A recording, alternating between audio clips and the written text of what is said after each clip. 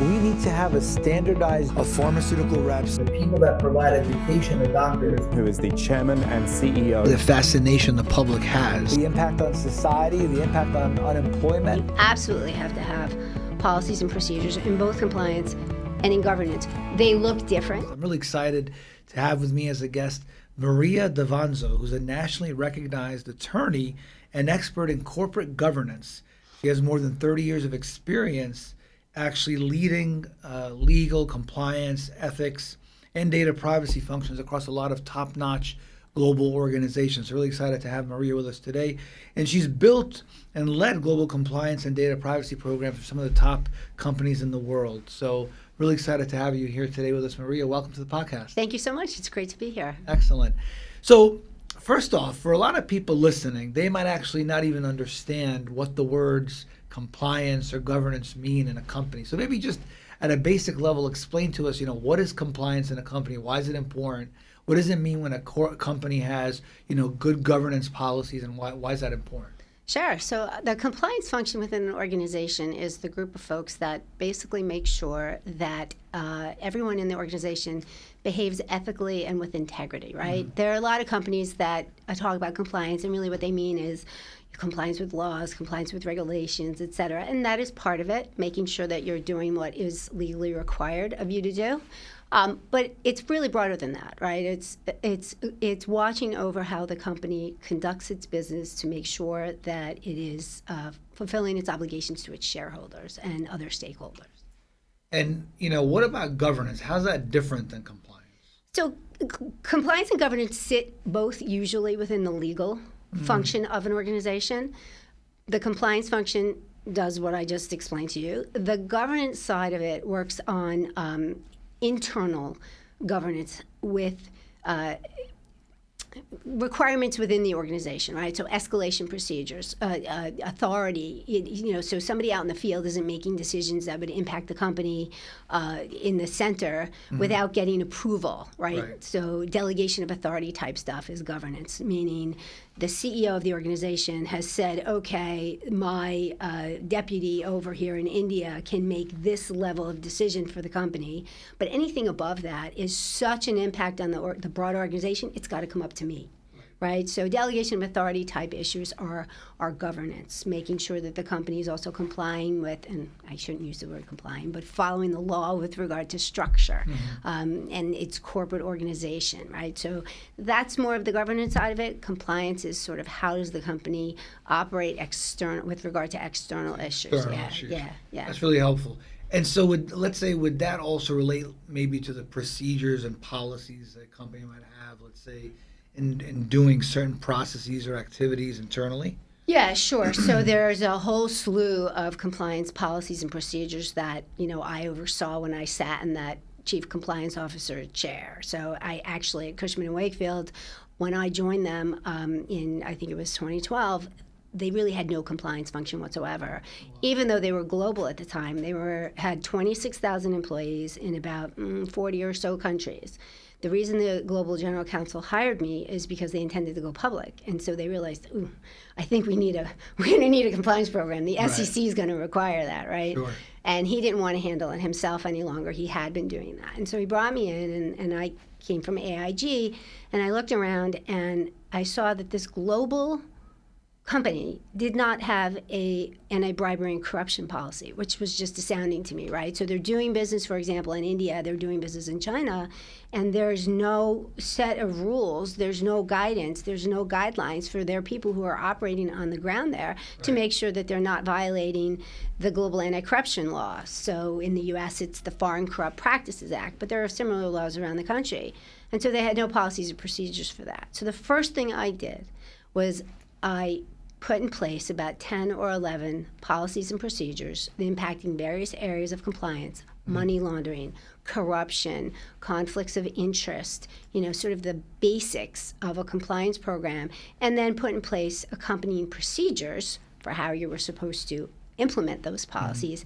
And then put in a training program. And we can talk about all of that. I mean, those are the aspects really of a good compliance program. But yeah, you absolutely have to have policies and procedures in both compliance and in governance. They look different. of course, but yeah, absolutely. It's the bread and butter of a program in either of those, verticals. Do you find, because, as you know, I come from the pharmaceutical industry, and what I find is that oftentimes people don't think about putting together good governance or good compliance policies until something happens. Right?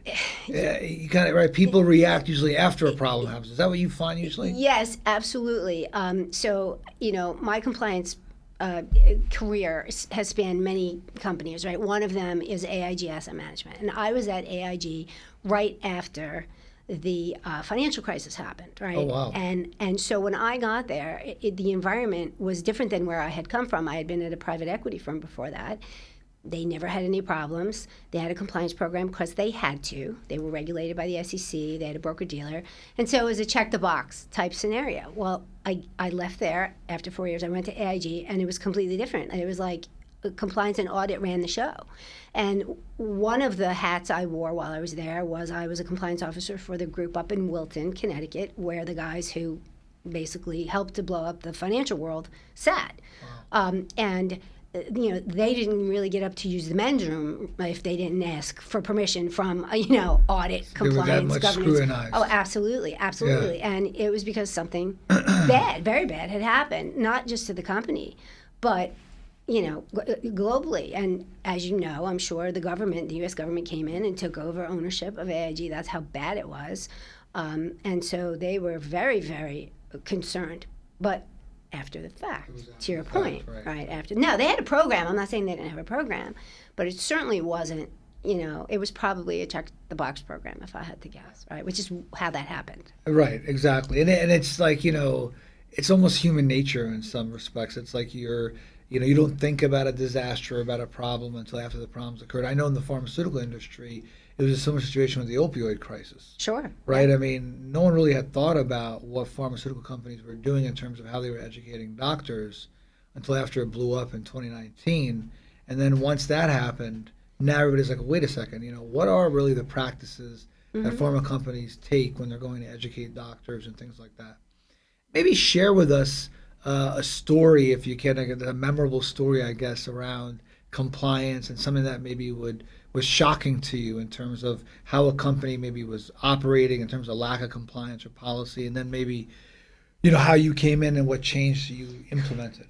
So, wow, there's probably quite a few of those stories. And they run the gamut of misuse of corporate credit card, right, sort of at the lower end of the spectrum of impact to the organization, but from a shocking perspective, I would get contacted by the procurement department, right, and they would say, we've got this irregular activity on the corporate credit card, can you look into it? Right. And so my team and I would, and I cannot tell you, I found people using the corporate credit card to buy farm equipment personally for their personal use, paying their kids' school tuition, paying their property taxes. There was one situation in which I had been at an event, one of these social after-work events to mingle with the business folks, and I met this gentleman at the bar, an employee of the company, and we chatted. We talked about our kids and our spouses, et cetera, et cetera. 2 weeks later, I find myself investigating someone who had used the corporate credit card at a strip club. Wow. Out in LA. And I said, we got to set up an interview. I got to talk to this person, whatever. I walk into the conference room only to find the same gentleman that I had spoken to 2 weeks ago. Oh my gosh. Who turned around and is in tears now because he has to answer questions. I mean, so, Right. there's And he's obviously embarrassed. he was very embarrassed. He was mortified, right? So, and it, it runs the gamut, and I'm sure we can get into other stuff later on, but, people will do just incredible things. But you got to think, like, if you're an employee at a company using a corporate card, I mean, they're obviously monitoring the use of the card and what you're purchasing. Obviously, yeah, So I know. But I will tell you, this was sort of earlier on in my joining, and this was at Cushman & Wakefield, joining Cushman, so it was early in their compliance journey. I will say that, right, because as I told you, I got there, and that was not, it wasn't part of the culture. I mean, I would sit on panels with other with business people, so people from the business, okay, brokers, appraisers, et cetera, and talking about, the company or whatever. And I had people lean over and say to me, why do we have you here? Like, what is your role? We don't really even understand why we need you.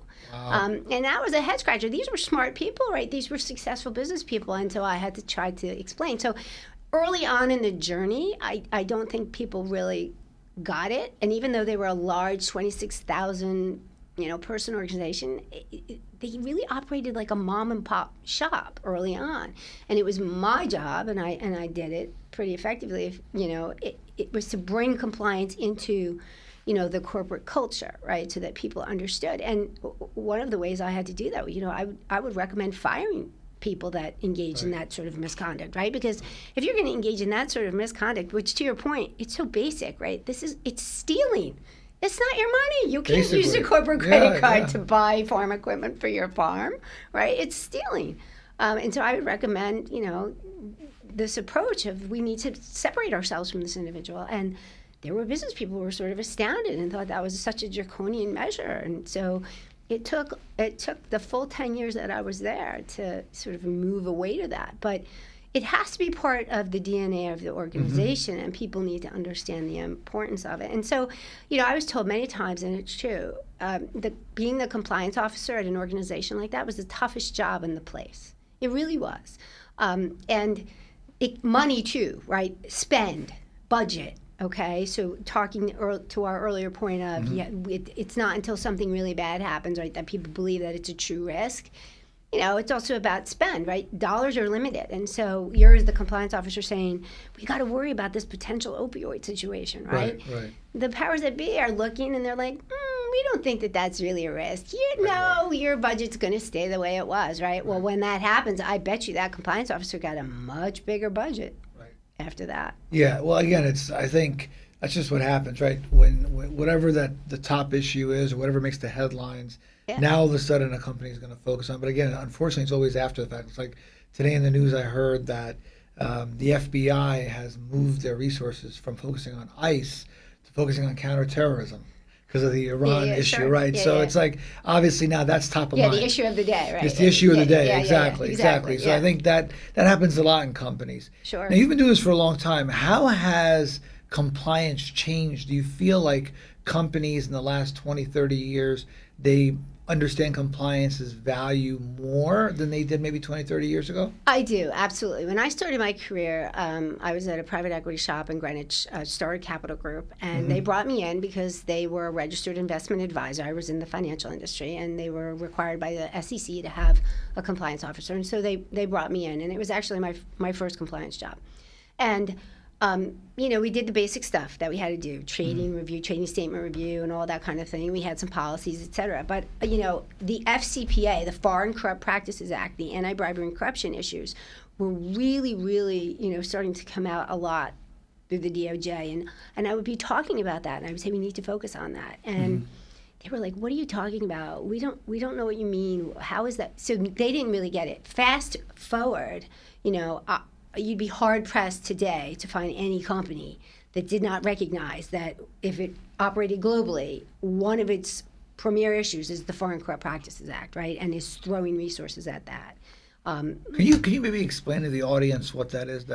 Sure, absolutely. So, sorry about that. So, anti-bribery and corruption, right? The U.S. government has laws in place, the FCPA, where if you're doing business on the ground in China or in India or in any foreign organization, and you bribe a local foreign official in order to get a deal, in order to get a permit, in order to move your business forward there, that is a violation of U.S. law, even if you're operating over there in China or in India. And so I've been involved in investigations in those jurisdictions. The usual ones are China, India, Brazil in particular, in South America, but Brazil, those are three places where I've been and spent a bunch of time on the ground looking into allegations that whistleblowers have brought forward that, in connection with a particular job that we were involved, the company I was with at the time was involved bribery of a local foreign official to get a permit, let's say, so that we could continue doing whatever work we were doing.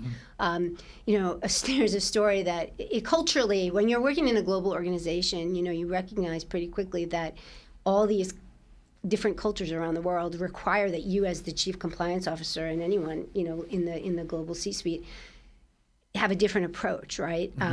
In Brazil, for example, I'll never forget, we were doing work for a big multinational soda company, and I needed to get through a particular barrier that was blocking the road, and the allegation was that one of our folks gave the local police officer that was blocking the barricade, a few bucks, like $5, $10 maybe, to move the barricade, and then they got through, and then somebody came and blew the whistle on that, and we had to look into it and hire outside counsel, et cetera, and it all turned out in a positive way. But something even as small as that you would think is sort of a There's no like amount that you have to. It just could be $1. No, sir. Yes, that is correct. Interesting. Wow. So then there's all kinds of questions that flow from that, right? When you're assessing the impact, and do we have to self-report to the Department of Justice? There are pieces of information like what you're talking about, level. If I gave somebody a cup of coffee, I would have to tell my folks over in our China operation that we were involved in building a site or something. Like, you can't even give a sandwich, a cup of coffee to the local official that came in to do the inspection. Because, to your point, there is no threshold in the law. Interesting. No. Yeah. So in the pharmaceutical industry, there is a code that's been put together by the trade organization Pharma, the Pharma Manufacturers Association, where it actually regulates how you interact with healthcare providers. And one of the things is you can't give any item of value to a doctor. It could be a pen. Yep, because that's right. the idea is if you give the doctor a pen that has the name of the drug on it, the name of the company on it, it might influence the doctor to prescribe your drug. But I got to tell you, people think that's kind of ridiculous. Even the doctors think it's ridiculous. Yeah. Like, look, I'm not that dumb that if you give me a pen with the name of the drug on it, that's going to sway me. Yeah. But I think part of that is that the pharmaceutical industry didn't want to have the government take over, so they actually self-imposed this code, this PhRMA Code, on themselves. So they regulate themselves. It's a voluntary code. Okay. A lot of people don't realize this code in the pharma industry. It's actually not required. It's a completely voluntary code that all the major pharma companies adhere to. It's really interesting. I would suggest to you that language was probably adopted from the Foreign Corrupt Practices Act, because the same language exists in that law, anything of value. Interesting. Which is why we came at it as there's no threshold. You can't give $5 to, you can't give a cup of coffee. So that probably is where it came from. That's fascinating. Yeah. I've never heard that take on it. Because where it actually originated from. I'm sure that's it. Yeah, because there was worry about that. Yeah. About this issue with doctors. And then you do an analysis. You're like, and then that's where your policies and procedures from a corporation perspective come into play, right? So I had to draft the anti-bribery and corruption policy for the firm and make sure that it had our people complying with language like anything of value. So how do you do that? Particularly in these different countries where there's different local practices. So China, for example, and I hate to keep going back to that, but that was the big area where we were so challenged. They have all of these customs of giving mooncakes in connection with various, holidays and celebrations that they had, right? And in China, a lot of folks there that we dealt with from a business perspective could be deemed government officials because of the way they're structured, right? So the question was, can I give a mooncake to a member of the press, the press is owned by the government, right? So I had to come up with procedures that were business friendly, that didn't shut the business down, but that also made sure that the company was complying with the law in the U.S. where we were headed, right? And so we did. We came up with creative solutions so that they could give the mooncake if it was limited to the festival and it was only of a certain value, and there was no bidding outstanding. All of those little sort of controls and caveats that you put in place, but you have to struggle with that, yeah. Just kind of a tangential question around China. We've done business in China. We actually had offices in India and Brazil, so it's funny you mentioned those countries. One of the concerns that I know a lot of companies have working in China, and to be honest with you, we had this concern, is around IP issues and what the recourse is. So if someone takes your IP in China and basically takes it, adopts it, and tries to resell it in China, what legal recourse do you really have in the U.S.? Because I know a lot of companies worry about that. We get a lot of listeners that are heads of different organizations. What do you say to that?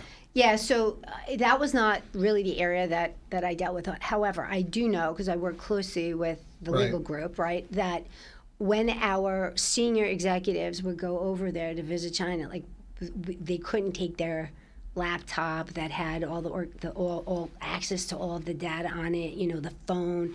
We would try from an electronic perspective to limit what was brought over there so that we didn't risk someone getting in and hacking it and stealing all of the, all of our information, all of our IP, because it was very difficult to enforce any type of rights in connection with that type of thing over there. So there were ways that we tried to deal with it that were outside of having to ultimately, bring some sort of legal action. Yeah, so it's a legitimate concern. It Yeah, sounds absolutely, 100%. Yeah, because sure. I know that was one. I mean, to be honest, that was one of the concerns I had specifically. To be Yes. honest, you mentioned whistleblower.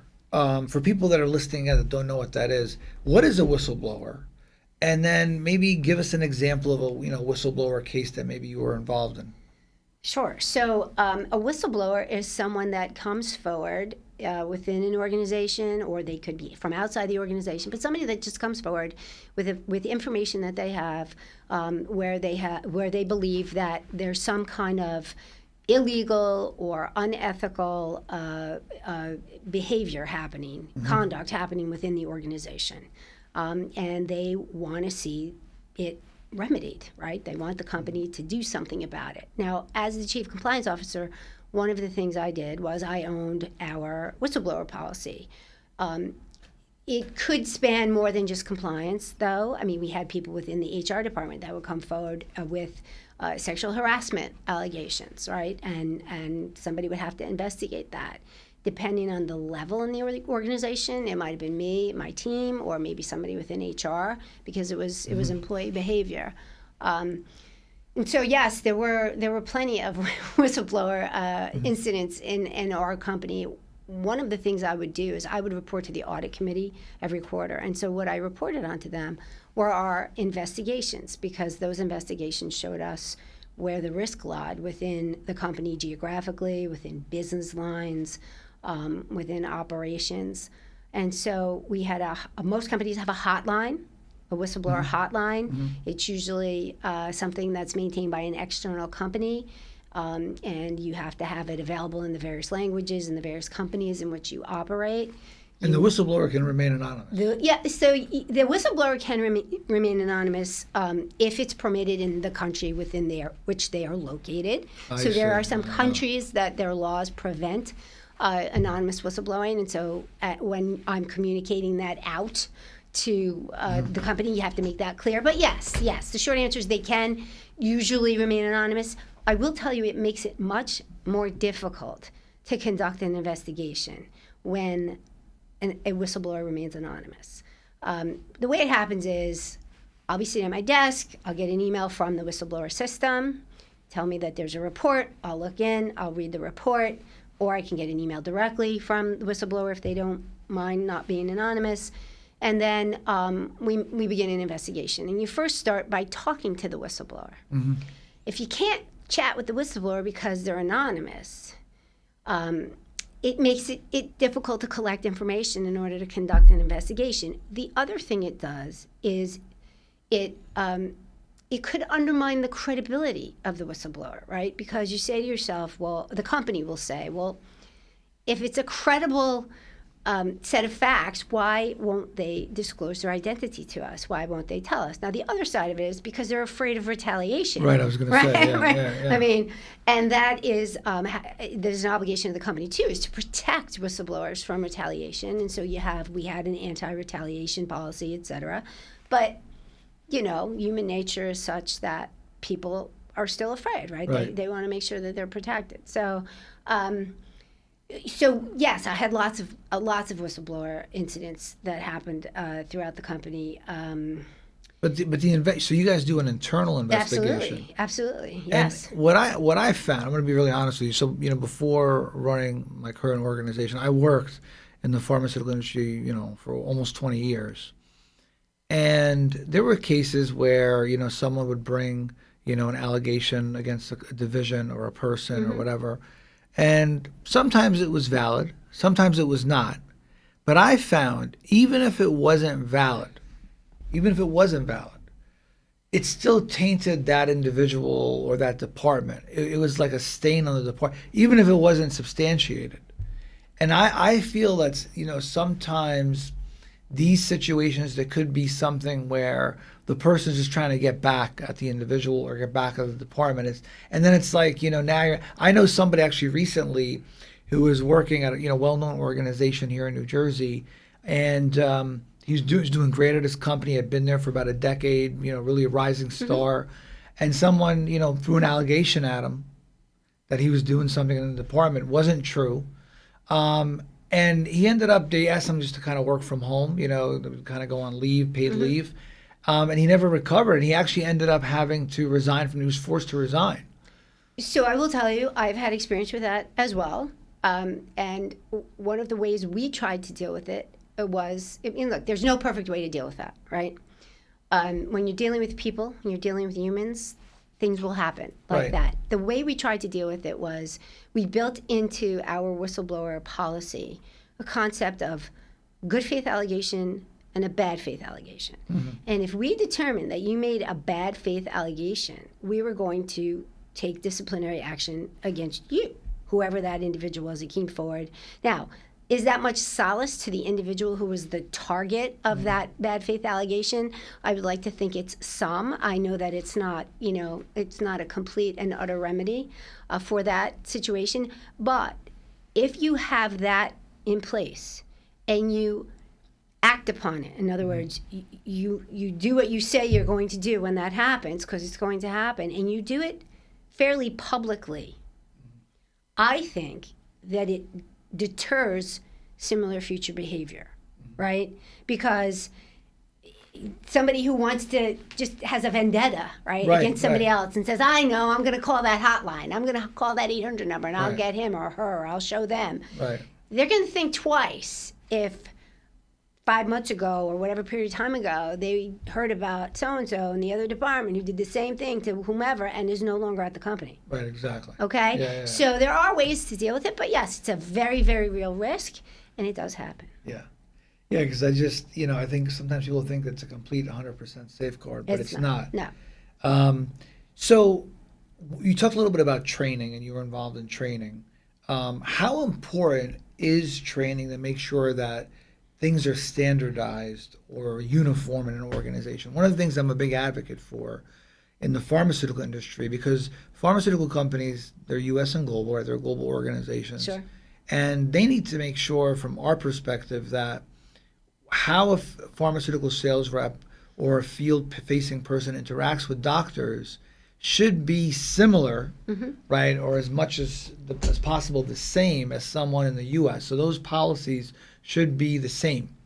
To give you an idea, when I would go to Brazil, I found that the people that were there, so there's, the group of field-based people in the pharma industry called medical liaisons. These are like pharma sales reps to some degree, but they have no sales metrics. They're more educational. And they're all medical, clinically, trained people. They have an MD or a PharmD, or a pharmacist or a PhD. Okay. The long story short is, in some other countries, I found that they were being used as salespeople, which is non-compliant.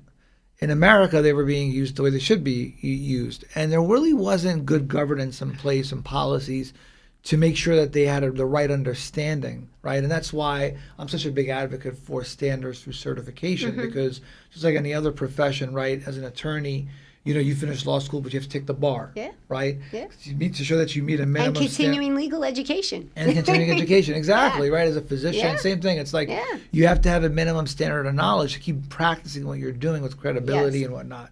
So I'm a believer of that in the pharma industry, because the pharmaceutical industry, impacts billions of lives, right? Yes. And so when you're someone going out and talking to a doctor, that doctor is getting their information mostly about that drug from the pharma rep. Let's be honest. They're not getting it from, continuing medical education most of the time. So I'm a big believer that you need to have that in place. How important do you think training is around that? I think it's extremely important. It's a key aspect of an effective compliance program, and even the Department of Justice will tell you that, right? They have in their compliance evaluation, they issue a document once a year, maybe less frequently, depending on changes, called the Compliance Evaluation Program, right? And they set forth in that what they think an effective compliance program is, right? And part of that is what we've talked about, right? A person who's responsible, chief compliance officer, and a team of people responsible for the function, policies covering topics that are relevant to the risks for that in that particular company, procedures accompanying those policies. But if you stop there, you've only got half the program, right? You need to train people. You need to educate people on the policies, on the procedures, on what's expected of them with regard to how they're supposed to operate, why they're supposed to operate that way. Right. The other thing you need to do is you need to test them. You can't just throw out, and training has evolved, right? As you probably know, right? Training has evolved over the course of the past 20 or 30 years. It used to just be, here's your 15, 20-minute, maybe 45-minute training session. At the end, certify you took it, and you can go on with your day. No. You need to establish your level of understanding of that material. And if you can't, then you need to take it again, or there needs to be some other, form of training. When I was doing it, I had a training provider, external training provider, that came in and trained on all of the key risk areas that we had. But I also would take it further than that, right? I would have one-pagers on our policies where I would summarize them and in a digestible way, because you've seen these policies, right? Some of them are 20 pages long. Really, no, it's got to be digestible, right? Right. So I would do like a one-pager and I would send it out. I would also make sure that I or a member of my team was included in senior executive leadership meetings where they were flying in, the top salespeople or whatever from the various parts of our global footprint. And I would get, 20 minutes, maybe 15 minutes or whatever to be up there, panel, speak about the things that we're talking about. So yes, training. Without training, you do not have an effective compliance program at all. Because believe it or not, there's still, some leaders, there are not many, but there are some leaders who resist this idea of the importance of uniformity or standardization, and it blows my mind as to why. If you're working, especially after everything that's happened in the pharma industry, it's heavily regulated, a lot of scrutiny. I mean, pharma companies have a lot of scrutiny. Sure.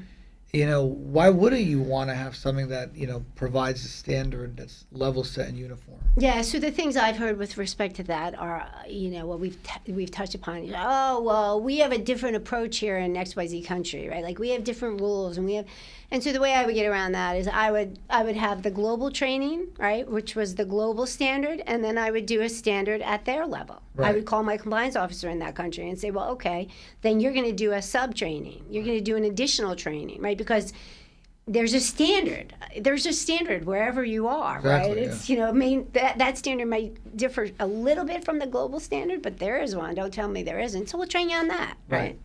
Because I don't know how it is in your sector, but again, the pharma industry, if a company has found to do something that's, not compliant, a lot of times the DOJ will come in and give them, basically put them under a corporate integrity agreement. Yeah, yes, CIA. Sure.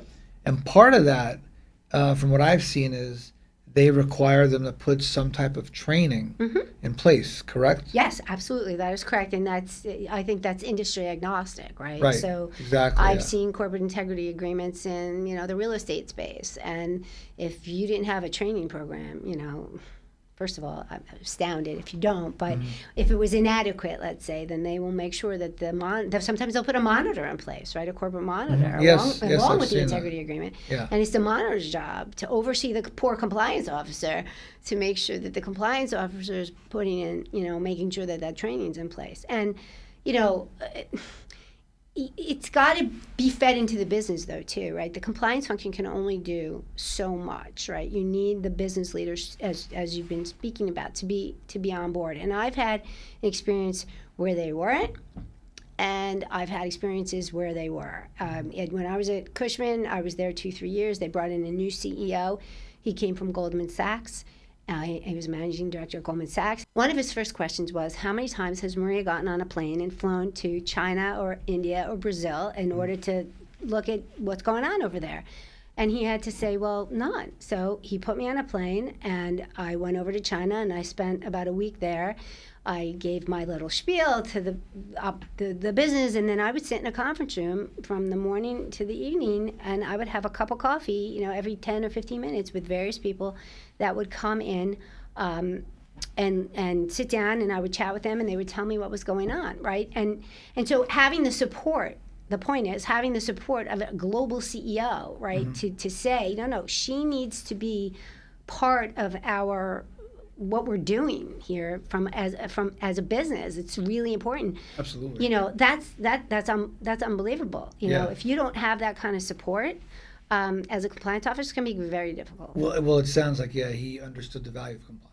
He did. And that's really rare, to be honest. Very, sometimes. yes. So you're lucky that you have that. Yes. What's a good way to support speak-up culture from your experience? Like to get people to feel comfortable to speak up and to say, no, this is the right way we should be doing things. Because that's hard to find. It is hard to find. So the way we did it was we had the whistleblower policy, talked about, I had a separate non-retaliation policy, said that we encouraged to speak up culture. We would train on it. We had posters that were made up that were put up in all of the offices around the globe that had the hotline number and all of a mini synopsis of the policy, and then it had the picture of the global GC, picture of me, the global chief compliance officer, and then the local legal and compliance officers, so that if you didn't want to call the hotline, you could come just contact one of us either through our email or our phone.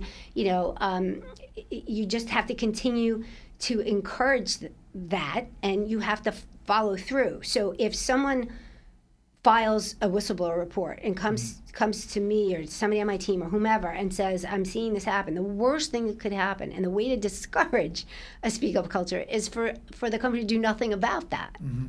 Absolutely. Right? Right. So it's through your behavior. It's through you have to model it.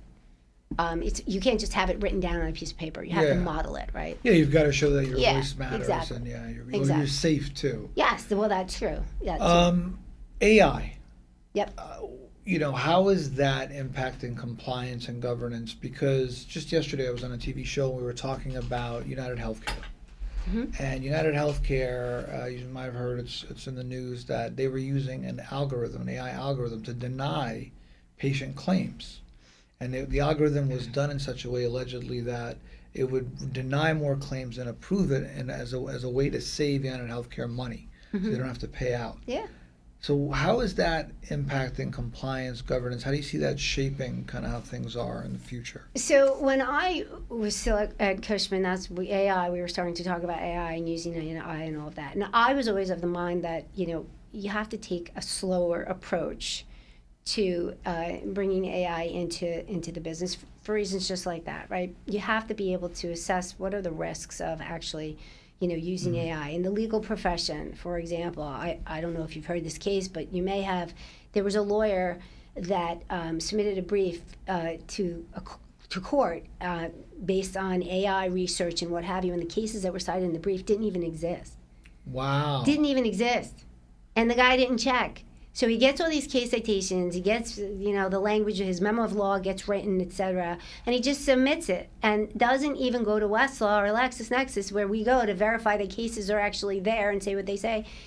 Guy got disbarred, as far as I understand. I mean, they disbarred him. Yes, you can't. Yeah, wow. You can't do that, right? So that's crazy. AI it can be a very valuable tool, obviously, but you have to trust but verify, right? And so in that United Healthcare case, I hadn't heard about that. That's super interesting to me. Like, where was the compliance department? If you want to put in place a new process using AI in order to deny or allow claims, don't you need to confer with the compliance guy or gal so they could say, well, wait a second, what are the implications and ramifications here, right? So, loose controls. Yeah. I I would think say. a lot of industries are still trying to figure out I think that's right. what the guardrails are. I think for that's AI, right. But you do have to figure out what those are. Yeah. I think that's Before- my yeah, only before point. you yeah. implement, yeah, Yeah, I'm not yeah. anti-AI, of course Yeah, not. yeah. But you have to do it in a responsible way where Right. there are guardrails. Yeah. Yeah.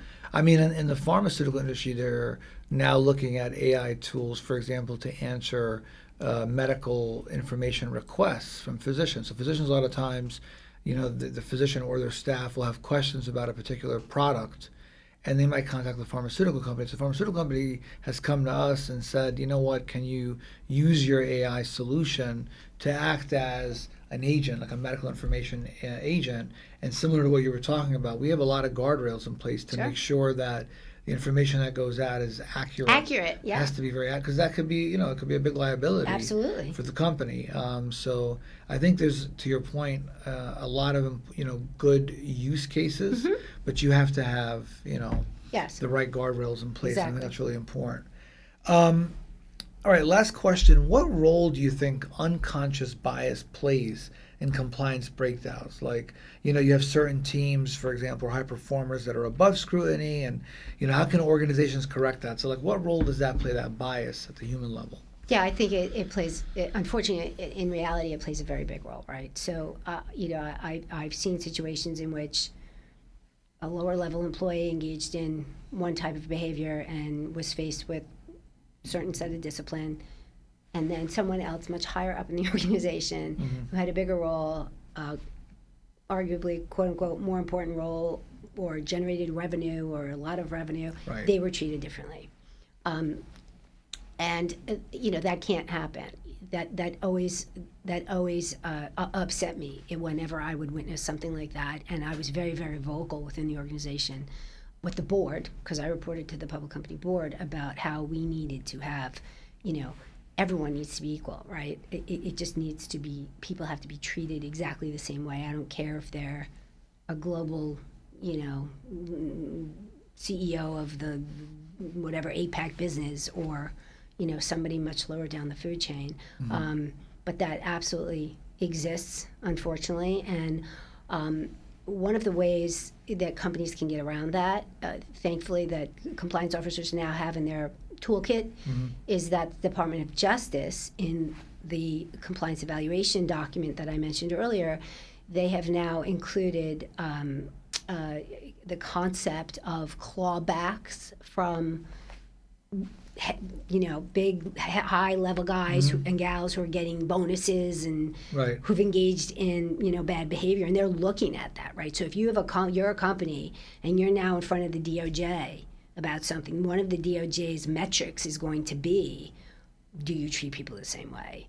Do you treat someone who's making more money than someone down here better? Did they get a Right. break, right? And that's, to me, that's meaningful. Right? Absolutely. It's absolutely meaningful to me, because it's helpful. Because otherwise, a compliance officer's in a tough spot. Right. They're in a tough spot. In the end of the day, though, so you said you reported to the board in some cases. Who made that final decision? Let's say, your recommendation was to terminate that individual. Could the CEO override that, or what happened usually? Yes, sure, absolutely. Yeah. Compliance can only make recommendations, but the public company board can override the CEO, right? It really depended on who was involved, right? If it was a senior guy, let's say the CEO of our China operation was involved in some kind of, no matter what it was, right, sexual harassment, kickback, Yeah. whatever, that would make it to the level of the public company board and the CEO. And if if I made a recommendation to the GC and the CEO and they did not agree with it, then my obligation would have been to go to the board and let the board know, and then those two would have had to explain to the board, right? Those are very, very uncomfortable situations to be in, and you don't want to be in that situation. What you want to do is you want to try to avoid that and make sure that we're all on the same page, that we are going to treat people the same way, and be blind to revenue, title, tenure at the organization. That was a big one too. But he's been here for 30 years. What do you mean? He's such a sweetheart. I've had those conversations. Like, yeah, but did you know he did this? Yeah. Yeah. Yeah. So. Yeah, no, I think the importance of treating everybody the same is key. Because again, it sends the wrong message, right? That's right. Yeah. Maria Davanzo, it was really a pleasure to have you Thank here you. on It was the great to be here. podcast. A lot of fascinating details you shared, I think, for a lot of people listening who don't know about this area. I think they're going to find this really valuable. Where can people find you online? On LinkedIn. Okay. Yep, absolutely. You can find me on LinkedIn. Very good. All right, Yeah. thank you. Thank you. All right, guys, make sure that you like, comment. Let us know what other types of topics that you'd like to see here on the podcast. Talk to you guys soon.